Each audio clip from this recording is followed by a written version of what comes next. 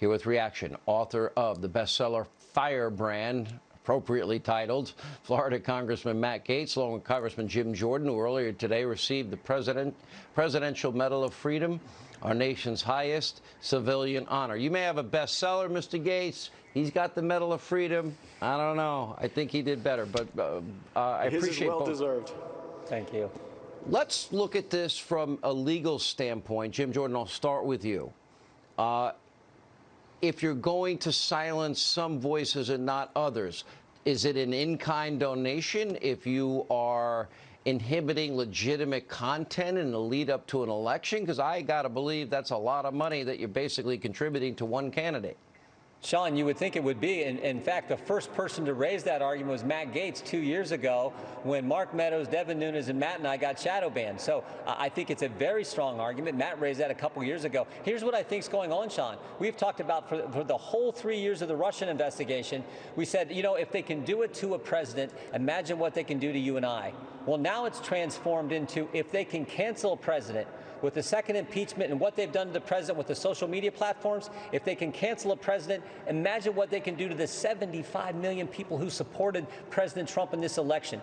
That's what's so dangerous. So yeah, there's the in-kind concern, the political concern, but I'm more concerned just about the First Amendment, which you highlighted and been talking about. That's what really scares me.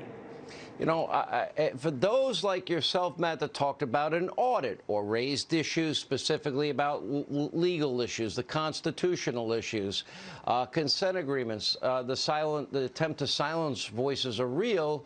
Now they're even talking about, you know, censure. And I see your name has come up. I'm not sure exactly what it is about. Can you tell us? I think the Democrats have been wanting to censure me since about my first day here, Sean. But, you know, we heard from these Silicon Valley companies. I have to agree with that. That's probably true, right, Jim? Yeah, I mean, it's easier for me to count the days when the Democrats don't want to censure me than the days otherwise. That's but, true. You know, we heard from these Silicon Valley companies that they were going to do good and make the world a better place. The reality is that deep inside the chest cavity of every digital woke-topian beats the heart of an online tyrant. You know, these people want to be able to control what we see and how we behave, and to constrain speech in this way, I think is very damaging to the country.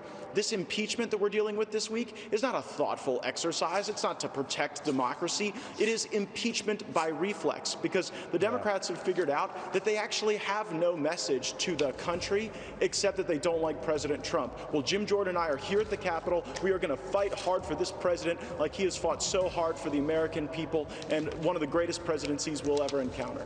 Last Sean, word, this impeachment's nothing new. Remember, on January 20th, 2017, 19 minutes into the Trump administration, the Washington Post headline was, "Impeachment now begins." That happened 19 minutes into it. They've never stopped. We need to make the argument for why it's so wrong and not going to unify our country.